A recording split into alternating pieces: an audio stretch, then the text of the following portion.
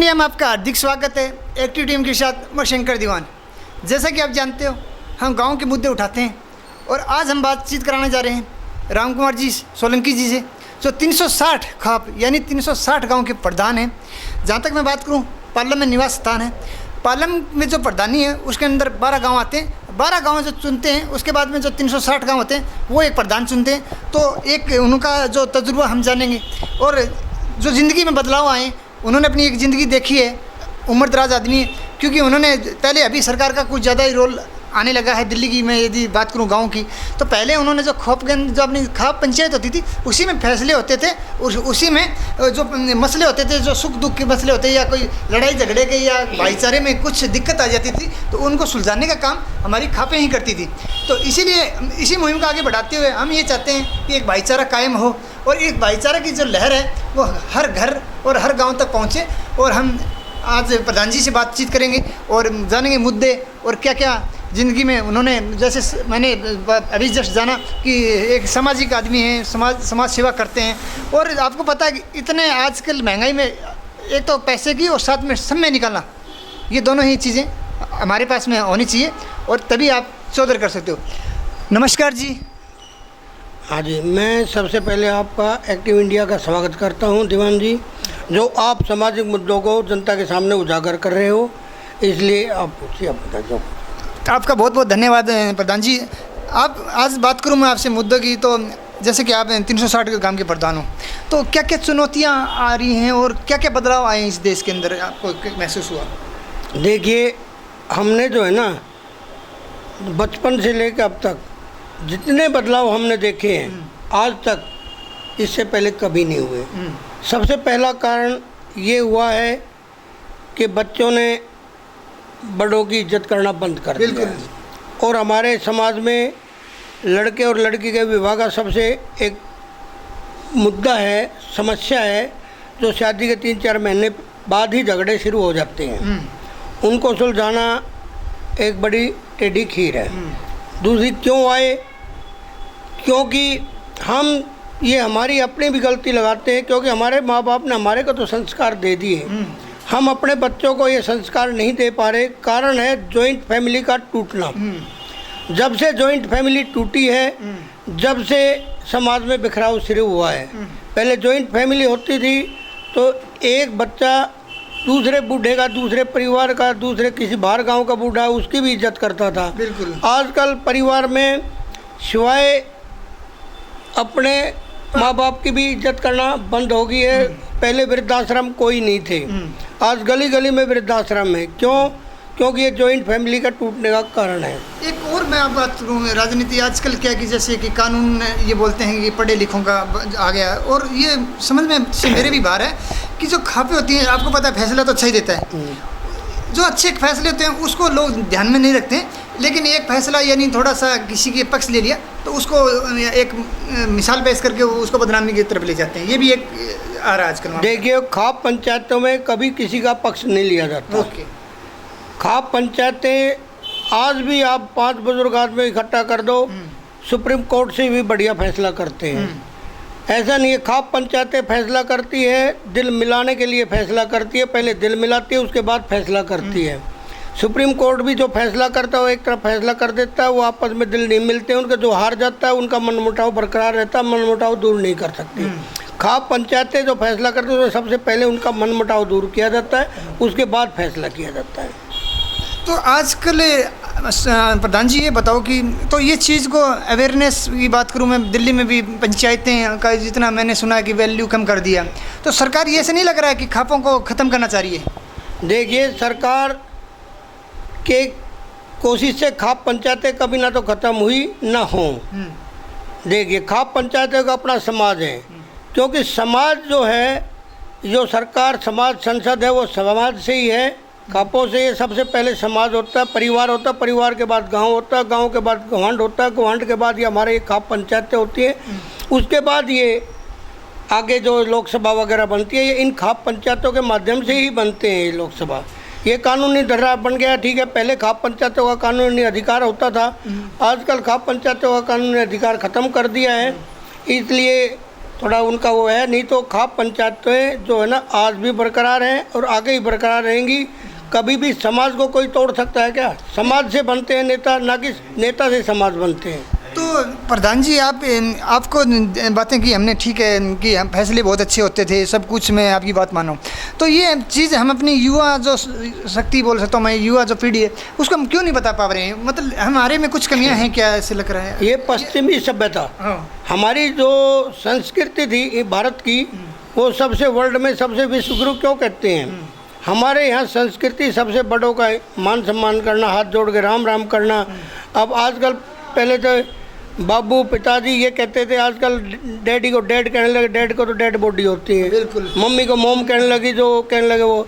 आजकल जो पश्चिमी जो सभ्यता हमारे यहाँ आ गए हैं, कोई भी पहनावा देख लो या कोई और चीज़ देख लो, पहले खाना पीना दूध दही का हमारा खाना होता था, आजकल वो भी पश्चिमी से आने लगा, पिज़्ज़ा वगैरह।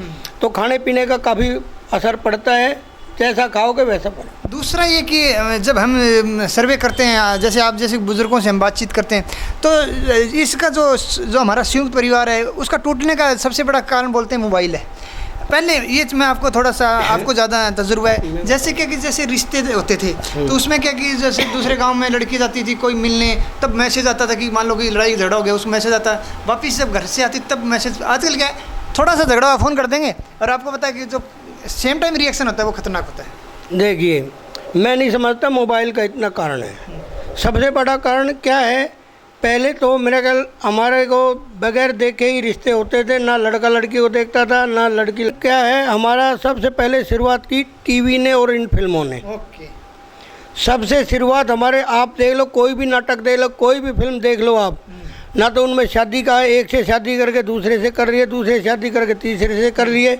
उनमें हमारा पश्चाताप ऐसा होगा, पैसे का मोहजाल वहाँ ऐसे फेंकते हैं, जैसे टेलीफोन पे बात करेंगे, टीवी पे, भाई वहाँ से 100 करोड़ का माल ले लो। मतलब पैसे को एक इतनी अहमियत दे दी कि जहाँ पैसा होता है वहाँ भाईचारा खत्म हो जाता है। पैसा और भाईचारा अनुलोम विलोम शब्द हो गए हैं। पहले भाईचारे को बड़ा मानते थे, आजकल पैसे को बड़ा मानने लग गए हैं, इसलिए बदलाव आया। फ़ोन तो बहुत बाद में आया है। अच्छा। फ़ोन तो ये टीवी आप देख लो, एक कलाकार है, आप कहीं भी देख लो, एक औरत तो क्या नाम घर जोड़ने में लगी रहते, उस पर सारे आरोप प्रत्यारोप लगा रहते, साजिश होती रहती है। उस साजिश को देखते वे सारे के सारे ये माहौल बना दिया। आप चाह रहे हो कि मतलब हाँ, लोग ये पर जिंदगी में ये इस चीज़ को लागू करने लगे। हाँ, इनको लागू करने लगे, टीवी से और फिल्मों से शुरुआत हुई है। दूसरा मैं अभी बात करूँ, मैं दादा देव मंदिर में हमने 7-8 दिन पहले आपने जो दंगल कराया था, बहुत अच्छा एक बेहतरीन प्रोग्राम था और युवा पीढ़ी को एक बहुत अच्छा मैसेज गया। और एक अच्छी बात ये थी कि जो विनर था उसको भी आपने इनाम दिया और जो सेकंड रनअप था उसको भी इनाम दिया। तो हम ये चाहते हैं कि जैसे वो 50 साल से आप दंगल लगाते रहे, तो आपको ये नहीं लगता कि यदि हम खेलों पे ध्यान दें तो ये चीज़ें थोड़ा सा लाइन पे आ सकती हैं, जो हमारा भाईचारा? देखिए, खेलों पे हम ध्यान अब देने लग रहे हैं। खेलों पे ध्यान है जब तो अब आप स्वर्ण पदक देख लो कितने हैं, टोटल देहात के हैं, 36 कौम के हैं, 36 उसके हैं, बिरादरी के हैं। देहात में जितने भी जो खेलों के आयोजन हुए हैं, आज भी देहात में भाईचारा मौजूद है। शहरों में जो शहरीकरण हो गया है उसमें थोड़ा कम है। हमारा ये गांव शहरीकरण में आ गया, हमने दंगल कराया। दंगल आज से नहीं हो रहे, 50-100 सालों से मेरे याद से पहले से होते आ रहे हैं। और ये दंगल तो कोई भी दंगल हो, कोई भी खेल हो, हर एक खेल में सबसे पहले स्वास्थ्य का होता है। जिसका स्वास्थ्य ठीक रहेगा वो आगे अपने आप बढ़ेगा, जिसका स्वास्थ्य ठीक नहीं रहेगा वो आगे बढ़ता हुआ भी रुक जाएगा। दूसरा प्रधान जी, अभी आज मैं बात करूं अगस्त महीने की, तो अपना त्योहारों का ही महीना है, हरियाली तीज थी, आज मुहर्रम है। तो आप अपने 75 में अमृत महोत्सव पर अपने देशवासी और अपने 360 जो खाप के जो गांव हैं उनको क्या मैसेज देना चाहते हो? हम उनको यही मैसेज, आपकी बार तीज महोत्सव आपने देखा होगा, पहले से बहुत अच्छा रहा। आपकी बार जागरूकता आई है लोगों में। अब ये अमृत महोत्सव भी अभी पूरे देश में, ये घर घर तिरंगा, तिरंगा एक हमारी शान है। हमारी शान है, जो तिरंगे का सम्मान करेगा वो देश का भी सम्मान करेगा, क्योंकि सबसे पहले जो सम्मान होता है वो तिरंगे का होता है। अगर जो तिरंगे का सम्मान नहीं करेगा वो किसका सम्मान करेगा? तो तिरंगे के हमारे तो जवान जो है, जितने भी जवान हैं वो लगने जाते हैं सर्विस पे, फौज में या कहीं भी हो, वो घर वापसी जो है ना चाहते हम तिरंगे में लिपट के ही आएँ, बाकी देश के नाम को नीचा नहीं करने देते। तिरंगे का सबसे बड़ा सम्मान है, और जो तिरंगे का सम्मान करेगा देश का सम्मान अपने आप ही करेगा। जिसने तिरंगे का सम्मान नहीं किया वो देश का सम्मान क्या करेगा? इसलिए तिरंगा यात्रा शुरुआत की अमृत महोत्सव इसलिए किया है। जैसे बात करूँ प्रधान जी, सबसे बड़ी आपने बातचीत की जॉइंट फैमिली की, यानी संयुक्त परिवार थे पहले, अभी ये मियाँ बीवी रहना पसंद करते हैं। तो उसके पीछे आपको नहीं लगता कि जो अंग्रेजी में बोलते हैं डोरी, और हमें देसी भाषा में हम बोलते हैं दहेज, जो हिंदी में वर्ड है, तो इसका जो परिवार के टूटने का कारण दहेज नहीं है? देखिए, दहेज भी एक मुख्य कारण है। दहेज भी मुख्य कारण है। दहेज का क्या है, अगर अपनी लड़की को माँ बाप कोई भी अपनी औकात से फालतू देता है, वो कहते हैं जिसकी लड़की सुखी है उसका जीवन सुखी होता है। हमारे देहात में ये कहावत प्रचलित है। परंतु दहेज का जो है, हमारे यहाँ बहुत ज़्यादा जो पैसे वाले हैं वो अपनी शान समझने लग गए, और गरीब तबका इसमें जो है कुटना शुरू हो जाता है, उसमें काफ़ी मार्जिन आ जाता है। जो अमीर तबका है, हम उनको काफ़ी समझाने का प्रयास कर रहे हैं, भाई शादी में पैसा खर्च मत करो, शादी में पैसा मत करो। नशा और दहेज ये हमारी समाज की एक मेन रीढ़ की हड्डी होती है। दहेज रहित शादी हो और नशा रहित समाज हो, इससे बढ़िया कुछ नहीं हो सकता। जिस दिन ये नशा रहित हो गया, आदत और दहेज रहित समाज हो गया, तो उससे बढ़िया कोई समाज नहीं रहेगा। जैसे आपने बात की नशे की, नशे में तो मैं आपको अभी जस्ट 3 दिन पीछे ही लेके चलूँ तो अपने ही दिल्ली की बात करूँ तो एक साथ एक फ्री का कॉम्बो चल रहा था। तो नशे को अभी जैसे कि भारतीय जनता पार्टी ये बोल रही है कि हमने अपनी कोशिश से हमने जो दिल्ली की शराब नीति है उसको वापस कराया। तो आपको ये नहीं लगता कि जो नशे में जो बहुत सारे ठेके खोल दिए हैं, हर गली चौराहे नुक्कड़ चौराहे पे आपको ठेके नजर आएंगे, तो ऐसा नहीं लगता कि इस पर कुछ रोक लगानी चाहिए? आप एक बात बताइए, आप अगर हम समाज को समझाने में कामयाब हो गए, आप चाहे गली गली में आपके सामने बर्फ़ी रखिए, अगर आप नहीं खाना चाहोगे तो रखी रहो। अच्छा, अगर सरकार समाज हम ये समझाने में रहते भाई आप नशा मत करो, अगर नशा नहीं करेंगे तो दुकान खुली रहेगी, क्या दिक्कत है? अगर दुकान खुलने से एक चीज़ बताइए आप मेरी बात, यहाँ मैंने कोई नशा करना है या किसी ने कोर्ट ने नशा करना है किसी ने भी, तो दुकान यहाँ ना खुलोगी, 10 किलोमीटर दूर होगी, वो वहाँ से लेके आएगा। अगर जिसने नहीं पीनी होगी तो घर के पास खुली रहो, नहीं पिएगा। सबसे हम तो ये चाहते हैं नशा रही तो ना पिए, और दुकान फिर कहाँ खुलेंगे? फिर अपने आप जब दुकान पे जब सामान ही नहीं को लेने जाएगा तो कहाँ से जब शराब बिकेगी? हम तो ये चाहते हैं नशा रहित हो, कोई ना पिए। समाज इस पे वो कर रहे हैं कि नशा नहीं पिए, नहीं करेगा तो शराब की दुकानों से कोई वो क्या करेगा? बिल्कुल, लेकिन ये चीज़ तो आप बिल्कुल सही बोल रहे हो, लेकिन ये आप पीछे चले जाओ थोड़ा सा, जो एक हमारी महामारी आई थी और उसमें आपको पता है कि सब चीज़ बंद कर दिया, लेकिन ठेके सबसे पहले खुले। देखिए, एक चीज़ बताइए, सरकार की नीति है, हम इसका तो भाई विरोध करते हैं। भाई जब कोई महामारी आती है तो शराब के ठेके नहीं खोलने चाहिए, बिल्कुल भी नहीं खोलने चाहिए। हम तो कह रहे शराब के ठेके बिल्कुल, शराब बनानी ही बंद क्यों ना कर दे सरकार। अगर ऐसी बात है जैसे गुजरात में शराब बंदी है, बनानी बंद कर दे शराब। आप ये बताइए उसके बाद क्या होगा? फिर कौन पिएगा? वो नहीं पिएगा। दूसरी एक चीज़ मैं अंत में अपना इंटरव्यू ख़त्म करते हैं तो एक चीज़ और बताइए, जैसे महंगाई की बात करूं मैं, आप राजनीतिक पार्टियों के पास हम जाते हैं तो बोलते महंगाई नहीं है, लेकिन जब आम जनता के पास जाते हो तो महंगाई है। तो आप बिल्कुल एक नॉर्मल आप खाप के 360 गाँव के प्रधान हो और आपके पास बहुत सारे लोग आते हैं, तो आप इसके बारे में क्या बोलना चाहते हो? है महंगाई है कि नहीं है? देखो, महंगाई तो पता है, कौन सी सरकार में नहीं बढ़ाई महंगाई? हर एक सरकार में महंगाई कम कब हुई है? आप ये बताइए मेरे को, कम उस सरकार में कम हुई महंगाई? तो महंगाई का एक चीज़ बताए, हम लोगों का और हमारा और कोई भी कर्मचारियों का, किसी का भी हो, सरकार से हमेशा कोई भी सरकार आई बगैर मांगे किसी ने कुछ दिया नहीं है। आंदोलन करना ही पड़ता है किसी चीज़ के लिए भी मांगने के लिए। हमने किसानों ने आंदोलन किया, तीनों कानून वापस हुए। उस आंदोलन की भी हम बात करने वाले थे, उसमें भी आपका काफ़ी बढ़ चढ़ के आपने रोल था उसमें कि तीनों कानून वापस लिए, बिल्कुल लेने पड़े सरकार ने। एक आंदोलन का रूप क्यों लिया जाता है? जब लिया जाता है जब कोई महंगाई चरम सीमा पर या कोई उनको किसानों पे या किसी भी कर्मचारी पे या किसी फैक्ट्री पे या कोई भी हो, जब उनको ये लगे कि हमारे लिए गलत हो रहा है तो वो आंदोलन करना पड़ता है। आंदोलन करने पड़ते हैं भाई। आंदोलन जब अगर आंदोलन शक्तिशाली होता है तो सरकार को झुकना पड़ता है।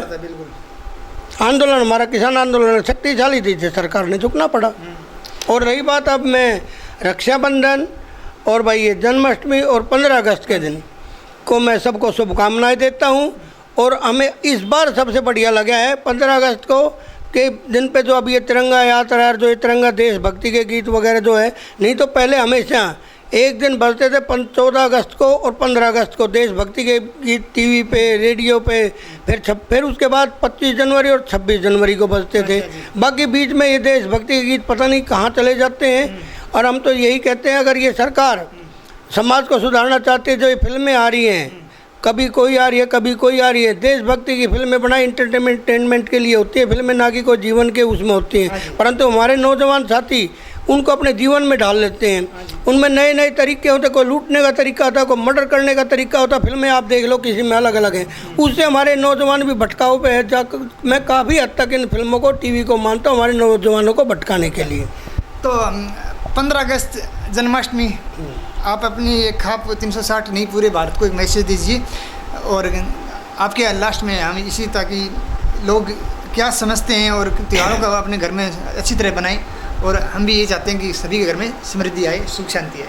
देखियो, मैं रक्षाबंधन, 15 अगस्त, जन्माष्टमी और तीज के इस महोत्सव पर, त्योहारों के इस मौसम में मैं यही संदेश देना चाहता हूँ कि अपने घर में सबसे पहले सच्चाई बोलना शुरू करो। सच्चाई जिस घर में होगी, उस घर में कभी भी कोई दूसरी चीज़ प्रवेश कर ही नहीं सकती, बुराई प्रवेश कर ही नहीं सकती।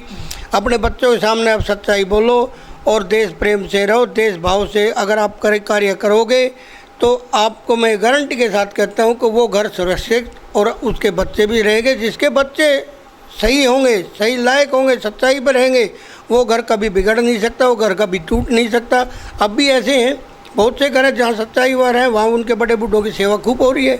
बड़े बूढ़ों को, अपने बड़े बूढ़ों को सेवा करो, अपने माँ बाप को सेवा करो। जिस घर में माँ बाप की सेवा होगी, वो घर कभी भी दुखी नहीं हो सकता, कभी भी उस घर में कोई बुराई प्रवेश कर नहीं सकती, क्योंकि माँ बाप का आशीर्वाद सर्वप्रिय है। और जो माँ बाप का आशीर्वाद प्राप्त कर लेगा, उससे बड़ा कोई धर्म नहीं।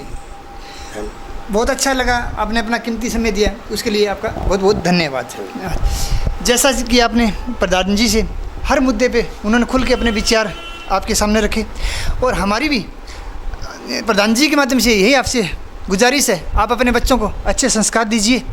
जो इंटरटेनमेंट के प्रोग्राम्स होते हैं देखिए, जो अच्छे होते हैं उन्हीं को, और अपने बच्चों पर नज़र रखिए।